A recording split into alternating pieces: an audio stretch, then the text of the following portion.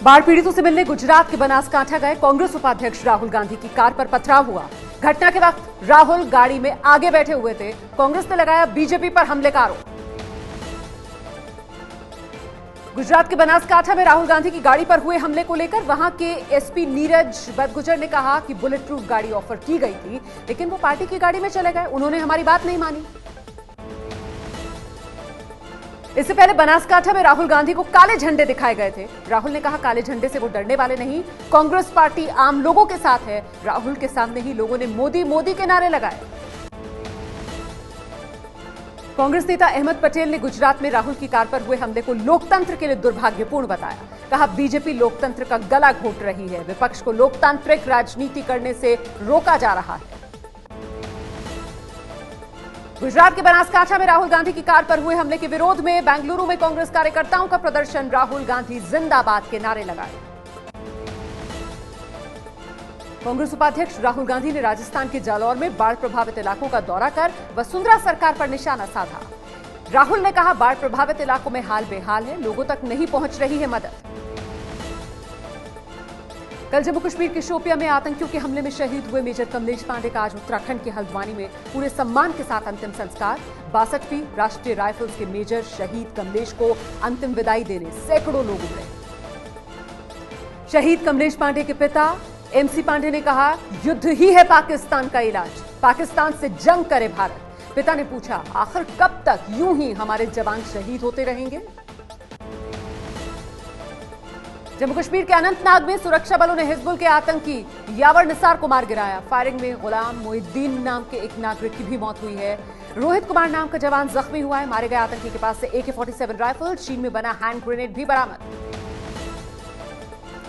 संसद में कल सुषमा स्वराज के बयान के बाद चीन ने भारत को फिर दी धमकी। चीन के सरकारी न्यूज चैनल ने कहा डोकलाम पर चीन ने अब तक संयम बरता है, लेकिन संयम में रहने की भी एक सीमा होती है। अयोध्या भूमि विवाद पर लंबित अपीलों पर 11 अगस्त को सुप्रीम कोर्ट में सुनवाई। दोपहर 2 बजे 3 जजों की बेंच सुनवाई करेगी। आगे की विस्तृत सुनवाई की तारीख तय होगी।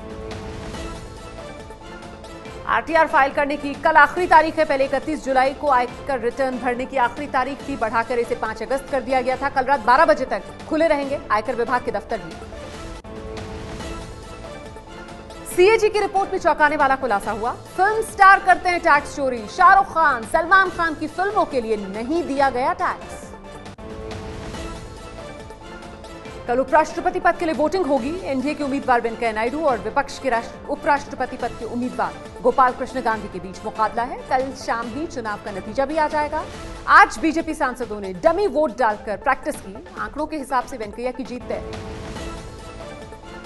मध्य प्रदेश से बीजेपी नेता संपत्या उइके के निर्विरोध राज्यसभा सांसद चुने जाने से 58 सांसदों के साथ राज्यसभा में बीजेपी बनी सबसे बड़ी पार्टी। कांग्रेस के 65 साल के इतिहास को ध्वस्त किया। कांग्रेस के 57 सांसद ही हैं। यूपी की योगी सरकार द्वारा मुगलसराय स्टेशन का नाम दीनदयाल उपाध्याय के नाम करने को प्रस्ताव को लेकर राज्यसभा में विपक्ष का हंगामा। समाजवादी पार्टी के नरेश अग्रवाल ने कहा सरकार यूपी की भौगोलिक तस्वीर बदलना चाहती है। मुगलसराय रेलवे स्टेशन के नाम बदलने के प्रस्ताव को लेकर मुख्तार अब्बास नकवी ने कहा विपक्ष मुगलों के नाम पर स्टेशन चाहता है, विपक्ष की सोच गलत है। अभी योगी सरकार ने जो प्रस्ताव दिया वो अच्छा है। नई दिल्ली में पीएम मोदी ने आंध्र प्रदेश, अरुणाचल प्रदेश, असम, कर्नाटक, केरल, मणिपुर, तमिलनाडु, तेलंगाना के बीजेपी सांसदों से मुलाकात की। पीएम ने केंद्र सरकार की योजनाओं को जनता तक पहुंचाने की बात कही। सीएम योगी के बाद अब प्रधानमंत्री मोदी खुद उत्तर प्रदेश के अफसरों की क्लास लेंगे। 9 अगस्त को शाम 7:30 बजे पीएम मोदी वीडियो कॉन्फ्रेंसिंग के जरिए सभी जिलों के डीएम, कमिश्नर और सीएम ऑफिस के अफसरों से बात करेंगे और इस बैठक में सीएम योगी भी मौजूद रहेंगे। विधानसभा चुनाव नहीं लड़ेंगे उत्तर प्रदेश के मुख्यमंत्री योगी आदित्यनाथ। सूत्रों के मुताबिक विपक्षी पार्टियों से इस्तीफा दे चुके एमएलसी की जगह जाएंगे विधान परिषद में।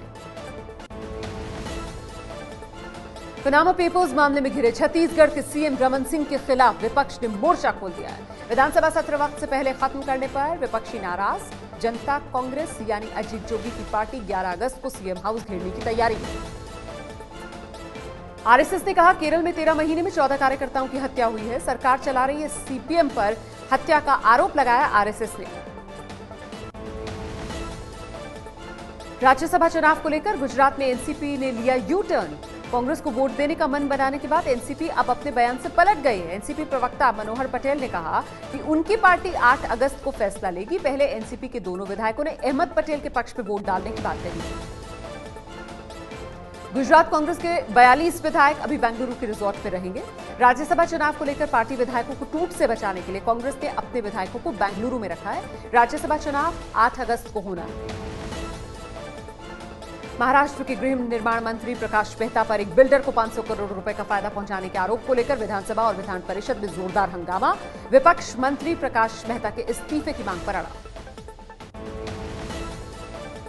बिहार में तेजस्वी यादव 9 अगस्त से महात्मा गांधी की कर्मभूमि चंपारण से नीतीश कुमार के खिलाफ जनादेश अपमान यात्रा शुरू करेंगे। 27 अगस्त को आरजेडी पटना में बीजेपी भगाओ देश बचाओ रैली करेगी। बीजेपी के साथ नीतीश की सरकार बनाने से नाराज जेडीयू के वरिष्ठ नेता शरद यादव ने अलग पार्टी बनाने की खबरों को खारिज किया। कहा, पार्टी की पटना में होने वाली बैठक के लिए नहीं मिला निमंत्रण। मध्य प्रदेश के सीएम शिवराज सिंह चौहान 13 अगस्त से टीवी और रेडियो पर लोगों से करेंगे दिल की बात। शिवराज दिल की बात कार्यक्रम अब हर महीने करेंगे। राजस्थान के झालावाड़ में सामुदायिक भवन में ठहरे आम आदमी पार्टी के कार्यकर्ताओं के सामान को नगरपालिका ने सड़क पर फेंक दिया। बीजेपी ने सामुदायिक भवन को किराए पर देने का विरोध किया था। 12 अगस्त को आम आदमी पार्टी की किसान यात्रा रैली। 2 दिन के भीतर एबीपी न्यूज की खबर का बड़ा असर हुआ है। यूपी में भारत नेपाल सीमा पर सुरक्षा में चूक की रिपोर्ट दिखाए जाने के बाद प्रशासन ने सुनौली चेकपोस्ट पर अब सुरक्षा कड़ी कर दी। मध्य प्रदेश की राजधानी भोपाल के एमपी नगर इलाके में 2 बिल्डर्स के कई ठिकानों पर आयकर विभाग की छापेमारी। दोनों बिल्डर्स पर टैक्स चोरी का आरोप। पंजाब के सीएम कैप्टन अमरिंदर सिंह के घर के बाहर बीजेपी किसान मोर्चा के कार्यकर्ताओं का प्रदर्शन। 100% किसानों की कर्ज माफी की मांग कर रहे हैं प्रदर्शनकारी। देश के 5 राज्यों से महिलाओं की चोटी कटने की घटनाएं लगातार सामने आ रही हैं। अब तक 100 से ज्यादा महिलाओं ने चोटी कटने की शिकायत की। हरियाणा के करनाल में 9वीं कक्षा में पढ़ने वाली छात्रा की भी चोटी कटी। यूपी के डीजीपी सुलखान सिंह ने चोटी कटने की घटनाओं को अफवाह बताया। बोले, चोटी काटने के पीछे कोई गैंग नहीं है। अफवाहों पर ध्यान न देने की अपील की। एडवाइजरी जारी कर शरारती तत्वों पर सख्त कार्रवाई करने की मांग की निर्देश दिए। पंजाब हरियाणा में अफवाह के खिलाफ काम करने वाली तर्कशील सोसाइटी की लोगों को चुनौती। चोटी कटने के पीछे दैवीय शक्ति साबित करने पर 1 करोड़ रुपए देने की बात कही गई।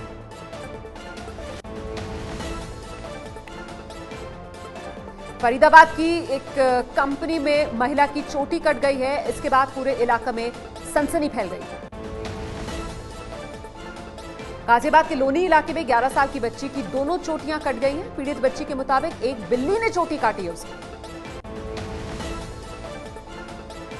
उत्तर प्रदेश के मथुरा में बर्तन धोते वक्त एक महिला की चोटी कटी। चोटी कटने के बाद से महिला की हालत खराब, महिला बेहोश। सीएम योगी के शहर गोरखपुर में भी 14 साल की लड़की की चोटी कटी। चोटी कांड की वारदात के बाद से इलाके के लोग दहशत में। मध्य प्रदेश के श्योपुर में एक विधवा महिला की भी चोटी काटने का मामला सामने आया। महिला ने कहा, रात को सोते वक्त किसी ने धारदार हथियार से उसकी चोटी काट डाली। कोटद्वार में बादल फटने से 6 लोगों की मौत हुई है। बाढ़ जैसे हालात बने हुए हैं उत्तराखंड के कोटद्वार में।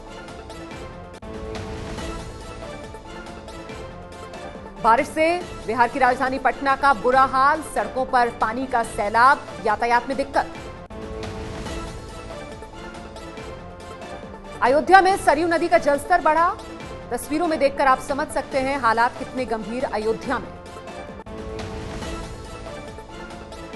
गुजरात में स्वाइन फ्लू से लोगों में दहशत। गुरुवार को वडोदरा और सूरत में स्वाइन फ्लू से 2 लोगों की मौत। इस साल गुजरात में स्वाइन फ्लू से अब तक 34 लोगों की मौत हो चुकी है। कल स्वाइन फ्लू के 24 नए मामले भी सामने आए। मध्य प्रदेश के इंदौर में साहूकार के कर्ज के बोझ में किसान ने खुदकुशी की। सुसाइड नोट पे 2 साहूकारों पर लगाया प्रताड़ना का आरोप।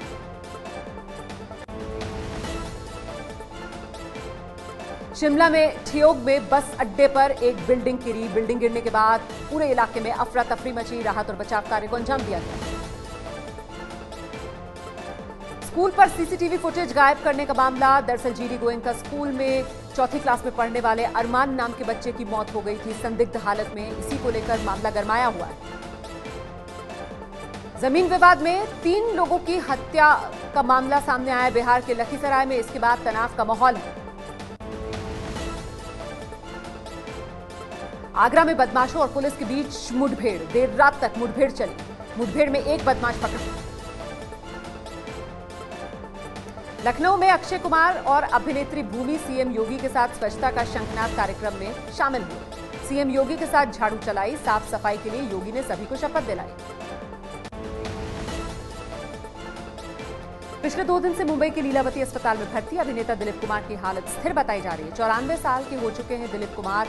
किडनी में समस्या की शिकायत की वजह से मुंबई के लीलावती अस्पताल में भर्ती हुए।